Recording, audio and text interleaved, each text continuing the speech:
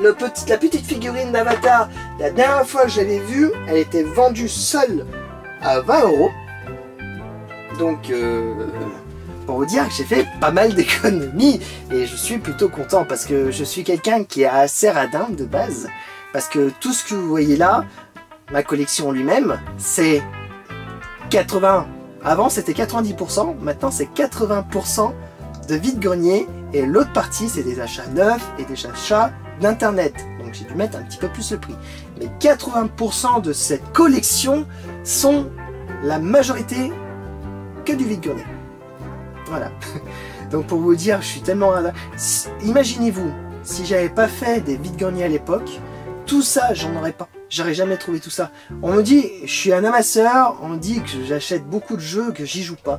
Effectivement, j'y joue pas pour le moment, mais je sais que plus tard, je vais y jouer, et que certains jeux que j'avais acheté il y a 1 an ou 2 ans en arrière, bah, j'y ai joué maintenant, parce que quand je regarde maintenant le prix sur internet, si je devais les payer, bah, je devais payer plein pot, parce que certains jeux, j'aurais dû les payer 40 balles, alors que là, en vide-grenier, je les avais trouvés pour 2 €. Et bah là, aujourd'hui, je peux y jouer.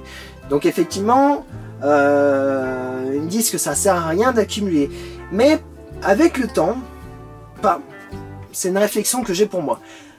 Après, à vous de juger tout ça, mais je sais que beaucoup de gens vont me dire « Ouais, patati patata ». Bon, je connais un peu les histoires, tout ça qui se répètent au fur et à mesure, mais je m'en tape complètement.